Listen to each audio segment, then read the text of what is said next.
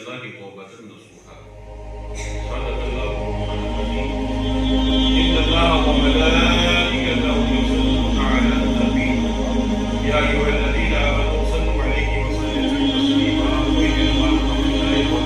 الصلاة والسلام عليك يا سيدي يا رسول الله وعلى آلك وأصحابك يا سيدي يا حبيب الله.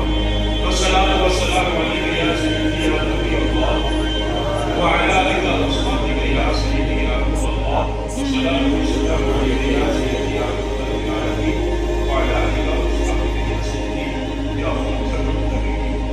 اللہ جل وجلہ السلام اور اس کے پیارے حبیب حبیب نبی شفیع معظم نبی مکرم نور مجسم اللہ کے پیارے امت کے سہارے خود کے محبوب دانۂ غیوب خالق مقام تمام فخر قلب و وجل والی قرب مقام سیاد لامقام سید انس و جان ماہ قربا شاہ حسینہ رتب دورہ سرخیر دورہ جمالہ سید مقام تاجدار ماحول صاحب النسوہ شاہد ماں ذات الابیض جلوائے صبح حسن نور سید سربراہ رحمت دو جہاں شفیع مذنباں جانشین مخفیہ رسول بابتی رحمت للعالمین طالب محمد صلی اللہ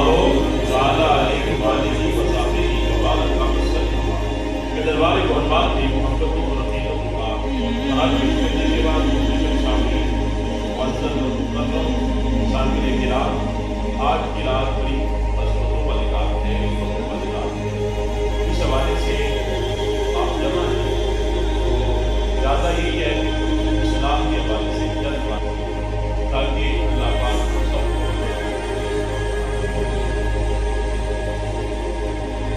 دن سارے اللہ کی اوقات سارے اللہ کی مخلوق ساری اللہ کی ہے. جس طرح دن سارے اللہ کے ہیں لیکن ان دنوں میں ایک حقیقت ہے. اوقات سارے اللہ کے ہیں وقت سارے اللہ کے ہیں. اللہ کے پاک نبی صلی اللہ علیہ وسلم نے فرمایا کہ یہ وقت کی ایام ہے تمہارے رب کی طرف سے تمہارے زمانے کے دنوں میں ایام میں کچھ ایسے ایام ہوتے ہیں جن ایام میں اللہ کے رحمتوں کی ہوائیں اللہ کی رحمتوں کی ہوائیں چلتی ہیں. فرمایا فَتَعَرَّضُوا لَهَا اللہ کے نبی صلی اللہ علیہ وسلم نے فرمایا ان ہواؤں کے جھونکے اپنے دامن میں لیا کرو. فَلَعَلَّهُ أَن يُصِيبَكُمْ نَفْحَةٌ کہ ہو سکتا ہے تمہیں ان رحمتوں میں سے کوئی جھونکا ہوا کا مل جائے. اگر جھونکا ہوا کا مل جائے تو اللہ کے نبی صلی اللہ علیہ وسلم نے کیا فرمایا لا تشکونا ابدا. اس کے بعد اگر تمہیں وہ رحمتوں کا جھونکا مل جائے تو پھر تمہیں بدبخت نہیں رہو گے اس وقت بن جاؤ گے. تو یہ ان نفحات میں سے آج کی رات ہے. اللہ کے نبی صلی اللہ علیہ وسلم نے فرمایا 5 راتیں ایسی ہیں جن راتوں میں اللہ دعا کو رد نہیں کرتا. پوچھا گیا یا رسول اللہ وہ کون سی راتیں ہیں؟ فرمایا ان میں سے ایک رات ہے جو آج جس میں ہم بیٹھے ہیں. ایک اللہ کے نبی نے فرمایا جمعہ کی رات ہے کہ جس میں دعا کی جائے اللہ رد نہیں کرتا. دوسری رات کے بارے میں اللہ کے نبی نے فرمایا وَلَيْلَةُ النِّصْفِ مِنْ شَعْبَانَ شعبان کے مہینے کی 15ویں رات ہے جسے ہم اپنے عرف میں شب برات کہتے ہیں. یہ رات ہے. اور تیسری رات فرمایا اول رجب کی تاریخ کی پہلی جو رات آتی ہے اس رات میں اللہ دعاؤں کو رد نہیں کرتا. وہ دعائیں قبول ہوتی ہیں. اور اللہ کے نبی نے فرمایا چوتھی کون سی رات ہے؟ یوم العید لیلۃ العید عید والی رات جسے ہم چاند رات کہہ کے عیاشی میں گزارتے ہیں اللہ کی نافرمانیوں میں گزارتے ہیں چوکوں چراہوں اور بازاروں میں گزارتے ہیں. اللہ کے نبی نے فرمایا جو چاند رات ہے جو لیلۃ العید ہے عید الفطر کی جو رات ہے فرمایا وہ رات ہے جس میں بندہ دعا کرے تو اللہ دعا کو رد نہیں کرتا ہے. اور فرمایا لیلۃ النحر اور جو بڑی عید کی جو رات ہوتی ہے، نہر کی جو رات ہوتی ہے، اس رات کی اللہ دعاؤں کو رات ہے۔ اب یہاں پہ ایک بنیادی سی بات ہے، نوجوان ہے، آپ کو سمجھانا چاہتا ہوں، بہت سارے لوگ پڑھاتے ہیں اور ایموشنل بلین اور بڑے طریقے کے ساتھ نسل لوگ کو اللہ کے دروازے سے دور لے جاتے ہیں۔ ان میں ایک بات یہ ہے، وہ کہتی ہے دیکھو نا، یہ جائز نہیں اللہ کے گھر میں جمع ہونا، کسی بھی رات کو جاتے ہی بات کرنا، روزہ رکھنا ہی جائز نہیں۔ پوچھا کیوں جائز نہیں ہے؟ اگر جائز ہوتا تو صحابہ کرتے۔ بہت سارے لوگ کہتے ہیں بات تو پتے کی ہے۔ مجھے ایک بتائیں، کیا وہ صحابہ ہم تو ان کے قدموں کی خاک کے برابر ہیں؟ صحابہ کی قدموں کی خاک کے برابر کوئی ولی بھی نہیں پہنچ سکتا، صحابہ کے رتبے کو نہیں پہنچ سکتا۔ کیوں نہیں پہنچ سکتا؟ صحابہ وہ صحابہ ہیں جنہوں نے کملی والے کے چہرے کا دیدار کیا ہے، اللہ کے نبی کے چہرے کو دیکھا ہے اور یہ ایمان کی حالت میں دیکھا، ایمان پہ وصال ہوا۔ صحابہ وہ صحابہ ہے۔ مجھے یہ بتاؤ جو حضور کی صحبت میں رہے ہو، ان کی کوئی رات سو کے گزرتی ہو؟ اکثر عبادتیں اگر سوتے بھی تھے تو جسم کو رات اجاڑنے کے لیے ہماری طرح ابارگی میں نہیں گزارتے تھے، نہ بولاتے۔ صحابہ ان کی ہر شب برات ہوتی تھی یارو، وہ ہر رات کو جاگتے تھے، وہ ہر رات تہجد گزار ہوتے تھے، راتوں کو اللہ کی تسبیحات بیان کرتے تھے، سجدوں میں راتیں گزارتے تھے۔ اللہ نے قرآن مجید میں جو ان کی نشانیاں بیان فرمائی ہیں، اللہ فرماتا رہا رکعن سجدا یبتغون فضلا من اللہ ورضوانا۔ اللہ نے قرآن میں ان کی نشانیاں بیان کی ہیں صحابہ کی۔ یہ جو آیت ہے اللہ نے فرمایا کہ محمد رسول اللہ، کہ محمد صلی اللہ علیہ وسلم اللہ کے رسول ہے، والذین معہ، ان کے جو صحابہ ہیں، ان کے جو ساتھ ہیں، شداء علی الکفار رحماء بینہم، آپ وہ کافروں پہ سخت ہیں، آپس میں نرم ہوتی ہوئی۔ اور ان نشانیاں صحابہ کی اللہ کے نبی کا اللہ بیان فرمایا قرآن میں۔ اللہ کہتا ہے ان کے چہروں، ان کی پیشانیوں پر سجدوں کے ساتھ سجدوں کے نشان دیکھے گا۔ تراہم سجدن، وہ رکعن سجدن، ان کو دیکھے تو وہ ان کی کیا ہوگا؟ فرمایا ان کو دیکھے گا، ان کی رکوع میں یہ نظر آئے گی، یہ سجدے میں نظر آئے گی، ہر وقت اللہ کی فضل کو تلاش کر رہے۔ تو یارو وہ جو صحابہ جن کے ہر دن عبادت میں، ہر رات عبادت میں، ہر لمحہ عبادت میں وہ نہ بھی جاگے کوئی مسئلہ، کیونکہ ان کی روٹین ہے۔ تو ہمارے لیے یہ وہ رات ہے، وہ کہتی ہے مجھے سمجھ نہیں آتی یار، اللہ کی عبادت کے لیے بھی ہمیں کسی سے اجازت نہیں، یا تو کوئی ہم خلاف شرع کام کر رہے ہیں۔ اللہ کی عبادت کی ہے، ذکر و تسبیحات ہم نے کرنی ہے، وعظ و نصیحت ہم نے کرنی ہے، یہ کہ عجیب سی بات ہے۔ ایک بات دوسرے لوگوں کو کہتے ہیں، دیکھو جی شب برات، شب فارسی کا لفظ ہے، برات عربی کا لفظ ہے، مجھے لوگوں کو برگلاتے یہ بتاؤ نا، شب رات ہے نا آج، یہ دو لفظوں کا مجموعہ ہے، شب اور برات، جسے ہم ان پہ آتے ہیں شب رات کہتے ہیں، شب برات۔ تو لوگوں کو برگلاتے ہیں، دیکھو جی شب فارسی کا ہے، اور دین کب سے فارسی میں آیا ہے؟ کہتے ہیں دین تو عربی میں آیا ہے، قرآن عربی میں آیا، حدیث عربی میں آیا ہے، فارسی میں تو نہیں آیا۔ تو لہٰذا پتہ ہی چلتا ہے کہ یہ خود سے بنائی گئی رات ہے، خود سے نہیں یارو۔ یہ شب برات واقعتاً ہماری ٹرم ہے، یہ سن لیں، جو شب رات ہے یہ ہماری ٹرم ہے، ہم استعمال کرتے بڑے سنگین سیٹ کے لوگ۔ حقیقت میں حدیث پاک میں سے جو کہا گیا ہے شب رات، ظاہر بات تو ہو نہیں سکتا، شب فارسی کا لفظ ہے، تو عربی میں یہ شب کا لفظ نہیں آتا۔ تو عربی زبان میں اس رات کو جو کہا گیا ہے وہ لیلۃ النصف من شعبان، یہ شعبان کی 15ویں رات، یا لیلۃ البرات کہا گیا ہے، یہ برات والی رات، جسے شب، کیونکہ شب رات کو کہتے ہیں، برات اس لیے کہتے ہیں کیونکہ اس رات اللہ گناہگاروں کو جہنم کی آگ سے آزاد فرماتا ہے۔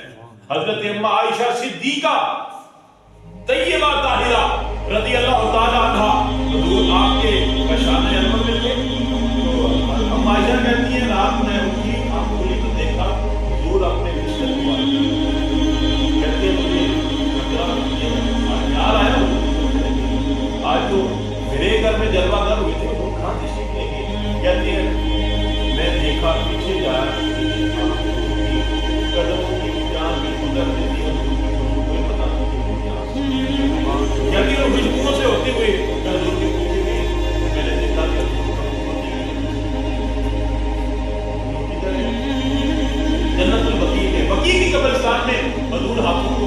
نے اللہ کی بارگاہ میں اپنے لیے دعا کرنی ہے. اللہ کے نبی صلی اللہ علیہ وسلم نے فرمایا عائشہ کیا تجھے خوف تھا، کیا تجھے یہ خوف آیا کہ اللہ کا رسول تیری حاجت جلدی کرے گا تو اس لیے تو پیچھے آ گئی ہے؟ عرض کی یا رسول اللہ نہیں ایسی بات نہیں، لیکن پھر بھی میں دیکھنے آ گئی آپ کی.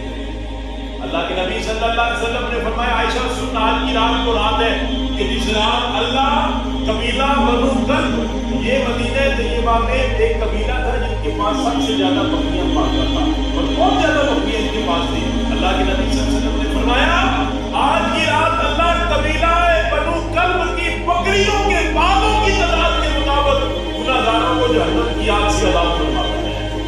اس لیے اس میں آ گیا نا آزادی، جہنم کی آگ سے آزادی. تو برات کا مطلب کیا ہے؟ شبرات کا مطلب کیا ہوتا ہے؟ اور آج اس رات میں اللہ گناہگاروں کو جہنم کی آگ سے.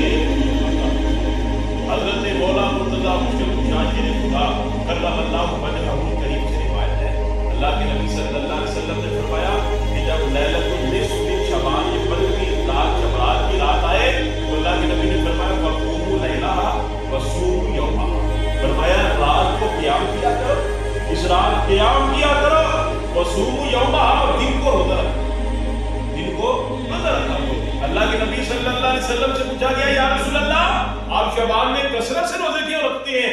اللہ کے نبی صلی اللہ علیہ وسلم نے فرمایا، اور اس رات کے بارے میں پوچھا گیا کیوں رکھتے ہیں؟ اللہ کے نبی نے فرمایا اس لیے تو مہینہ ہے جس میں اعمال اللہ کی بارگاہ میں پیش ہوتی ہیں، اور کثرت سے روزے اس لیے رکھتا ہوں کہ جب میرے اعمال اللہ کی بارگاہ میں پیش ہوں تو میں روزے کی حالت میں ہوں، روزے کی حالت میں ہوں اور روزے میں ہوں اور میرے اعمال اللہ کی بارگاہ میں پیش ہو جائیں، اس لیے روزہ میں رکھتا ہوں. تو روزہ رکھنا حدیث سے ثابت ہے.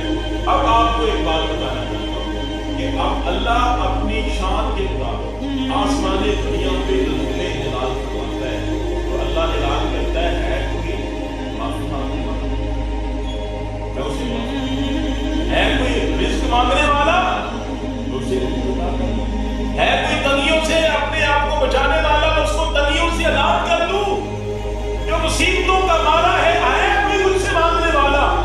صبح تک جب تک فجر طلوع نہیں ہوتی اللہ کی خاص شان کے مطابق اللہ جو آسمان دنیا جو ہمیں نظر آتا ہے اپنی شان کے مطابق اللہ یہاں تک کی رحمت آ جاتی ہے اور اعلان کرتی ہے کوئی معافی مانگنے والا، ہے کوئی بخشش مانگنے والا.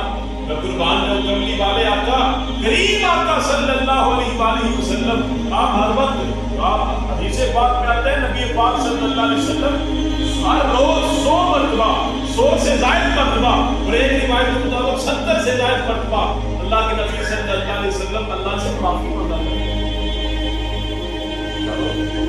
میں اور آپ کس چیز کی ہمیں کس چیز پہ فخر ہے؟ جس نبی کو اللہ نے مغفور پیدا کیا اور جن کے صدقے اللہ نے ان کے اگلوں اور پچھلوں کے گناہ معاف کر دیے، اور جہاں پہ نقص کا کوئی تصور نہیں کیا جا سکتا، جہاں پہ یہ بندہ سوچ بھی نہیں سکتا کہ حضور سے اللہ معاف کرے ایسی کوئی بات سب ہو سکتی ہے نہیں. جو ہے پاک جو ہے مسعود وہ نبی بھی 70 سے زائد مرتبہ اللہ کی بارگاہ میں معافی مانگتے ہیں. ہمیں نہیں توبہ کرنی چاہیے. اللہ کے نبی صلی اللہ علیہ وسلم راتوں کو قیام کرتے تھے ساری رات. حضور صلی اللہ علیہ وسلم کثرت قیام کرنے کی وجہ سے حضور کے پاؤں مبارک میں ورم آ جاتے، سوج جاتے، باری ہو جاتے، وزنی ہو جاتے، سویلنگ حضور کی قدموں پہ آ جاتی. تو ہم عائشہ صدیقہ رضی اللہ تعالیٰ عنہا کہتی یا رسول اللہ نے تو آپ کے صدقے آپ کے اگلوں کے بھی گناہ معاف کر دیے، پچھلوں کے بھی گناہ معاف کر دیے، یا رسول اللہ آپ اس قدر کیوں مشقت کرتے ہیں؟ عبادت میں اتنی مشقت کیوں کرتے ہیں؟ اللہ کے نبی صلی اللہ علیہ وسلم نے فرمایا عائشہ میں کیا اللہ کا شکر گزار بنوں؟ کیا میں اللہ کا شکر گزار بندہ نہ بنوں؟ تو آئیے ہم نے کچھ اپنی سیلف چیکنگ کرنی ہے، محاسبہ کرنا ہے آج کی رات. اللہ کے نبی نے فرمایا اللہ آسمان دنیا میں نزول جلال فرماتا ہے اور اللہ قبیلہ بنو کلب کی بکریوں کے بالوں کی تعداد کے مطابق گناہگاروں کو جہنم کی آگ سے آزاد کرتا ہے. لیکن کچھ بد وقت ایسے بھی ہیں، بد نصیب ایسے بھی ہیں جنہیں اللہ اس رات کی معاف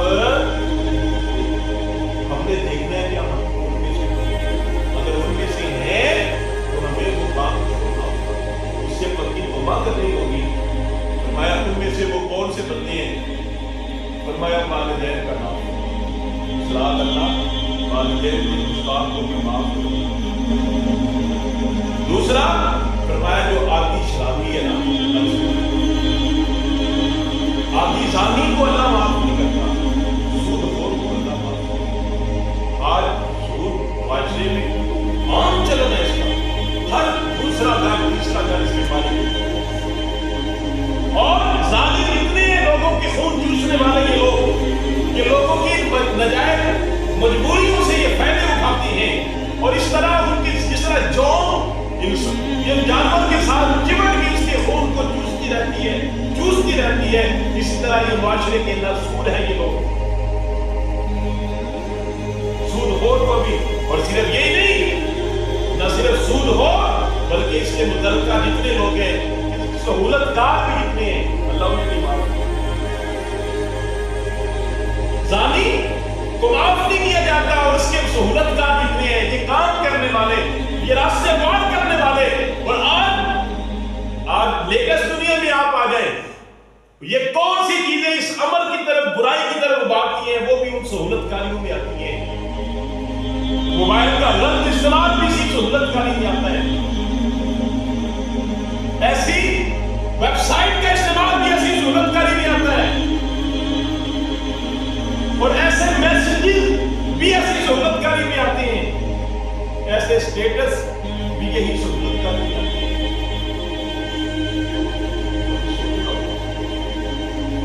تو پھر اللہ کے نبی صلی اللہ علیہ وسلم نے ارشاد فرمایا کہ قطع رحم کرنے والوں کو، رشتے توڑنے والوں کو بھی اللہ اسلام معاف نہیں کرتا جب تک ان رشتوں کو جنہوں نے اپنے خاندان کو توڑا ہے.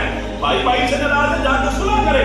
جب تک وہ بھائی کو نہیں منائے گا، صلح نہیں کرے گا، آپس میں نہیں بیٹھیں گے، صلح نہیں کریں گے، تب تک اللہ معاف. میں نے پہلے بھی وہ روایت آپ کو سنائی دی ہے. آج خاندانوں کے خاندان بکھرے پڑے ہیں، بھائی بھائی سے ناراض ہے، بہن بہن سے ناراض ہے، چچا بھتیجے کو نہیں مناتا، بھتیجا چچے کے گھر نہیں جاتا، ماموں بانجے سے ناراض ہے، بانجا جو ہے خالہ کے گھر نہیں جاتا. جی کیوں؟ یہ رشتے جو میں نے اور آپ نے آج خود ہم نے نہیں بنائے، اپنے تعلق سے پیدا نہیں کیے رشتے. کچھ رشتے تعلق سے بنتے ہیں، کچھ رشتے معاشرے سے بنتے ہیں، لیکن یہ وہ رشتے ہیں جو اللہ نے بنائے. ماں اللہ نے بنائی، ابا اللہ نے بنایا، ماما چچا دائیں بہن بھائی اللہ نے بنائے ہیں. اس میں میرا اور آپ کا کوئی کمال نہیں ہے. جن رشتوں کو اللہ نے بنایا ہے ان کو اللہ نے توڑنے کا. میں پہلے بھی یہ روایت آپ کے کچھ گزار کر چکا ہوں.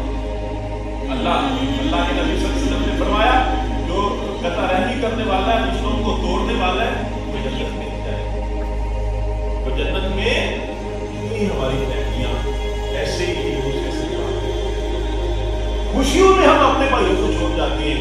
یہی ایسے لوگ ہیں جو بھائیوں کے گھر جاتی ہیں، بہنوں کے گھر جاتے ہیں،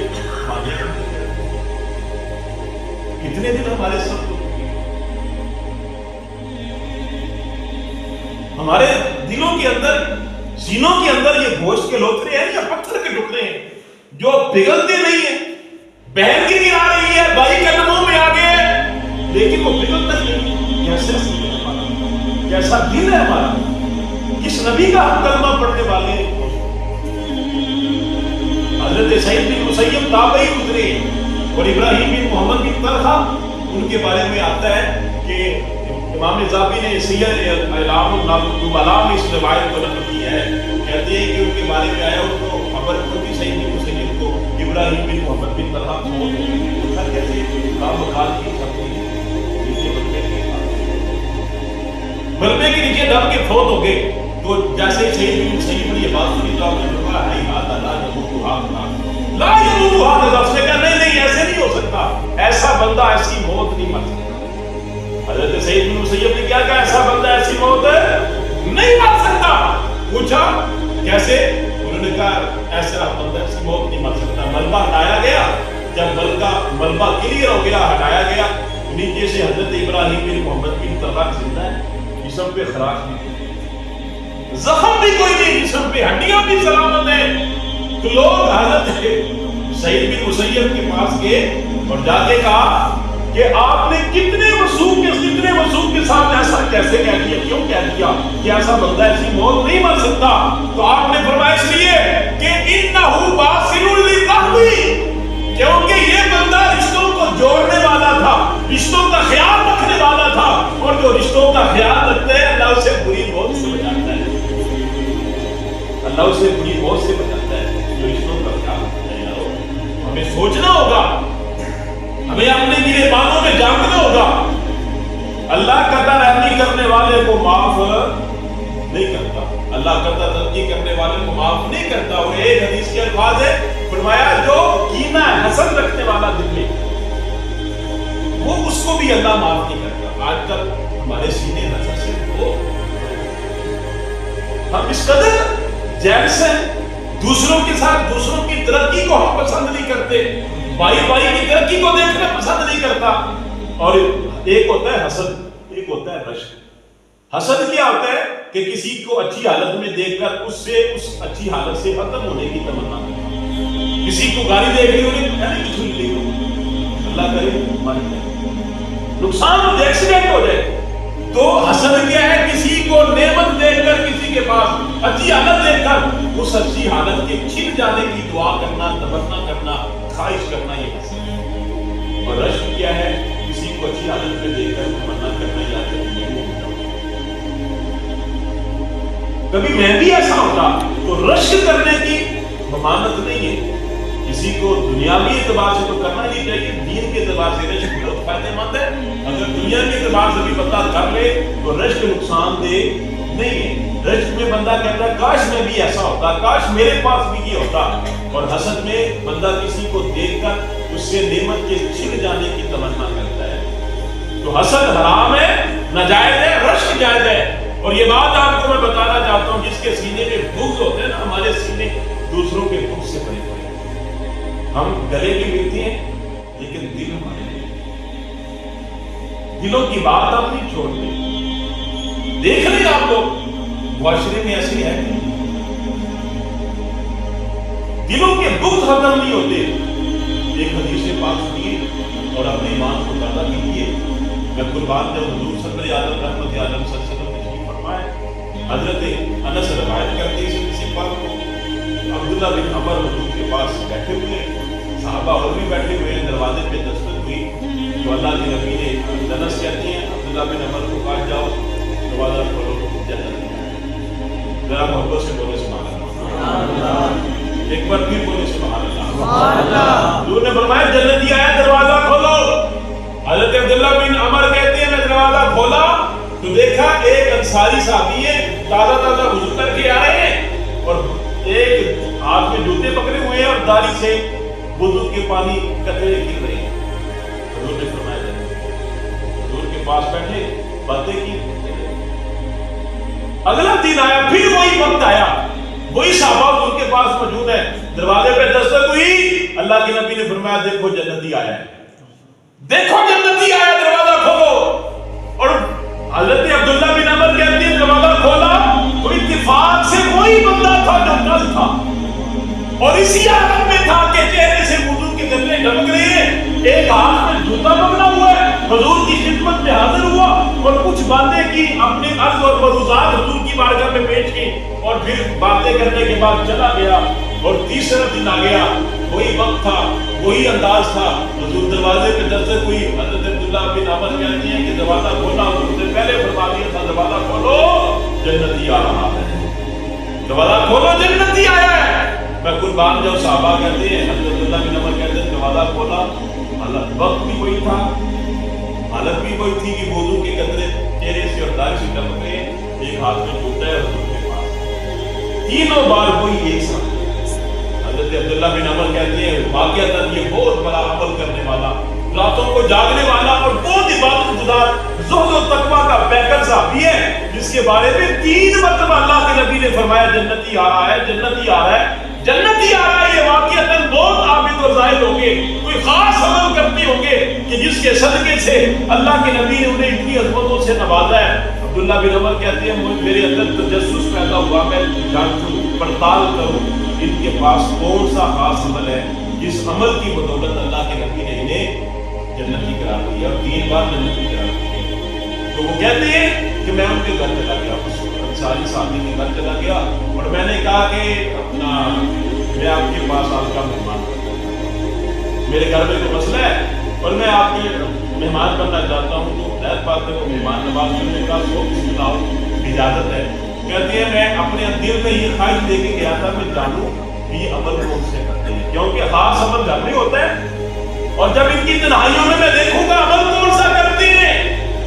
تو حضرت عبداللہ بن عمر کہتے ہیں میں ان کے گھر چلا گیا، رات ہوئی نا، فرائض سے فارغ ہوئے، رات ہوئی تو میں کمبل لے کے لیٹ گیا اور تھوڑا تھوڑا دیکھ کر آ کے وہ کرتے کیا ہے۔ کہتے ہیں اس صحابی نے عشاء کی نماز پڑھی، کام کاج سے فارغ ہو گیا، آ کے وہ بھی آ کے سو گیا۔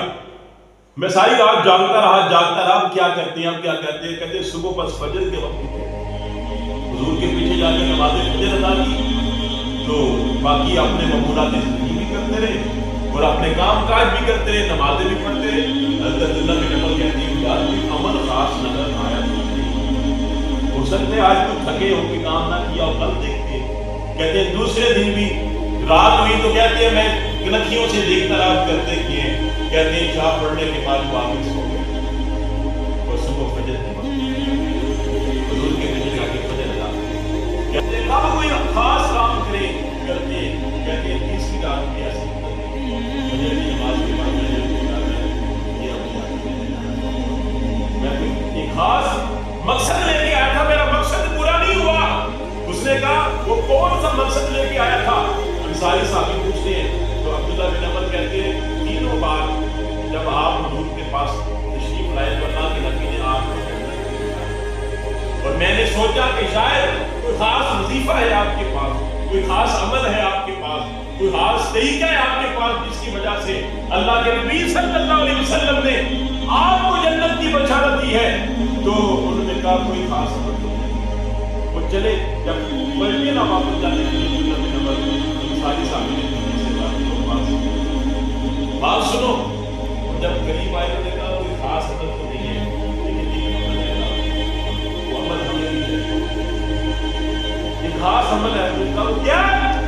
انہوں نے حسدن کہا عمل تو کوئی نہیں ہے لیکن اس سینے میں نہ کسی مسلمان بھائی کے لیے نہ حسد ہے نہ حسد ہے نہ اس کے لیے کینہ ہے، اس میں کوئی ملاوٹ نہیں ہے کسی بھائی کے لیے، کسی مسلمان بھائی کے لیے۔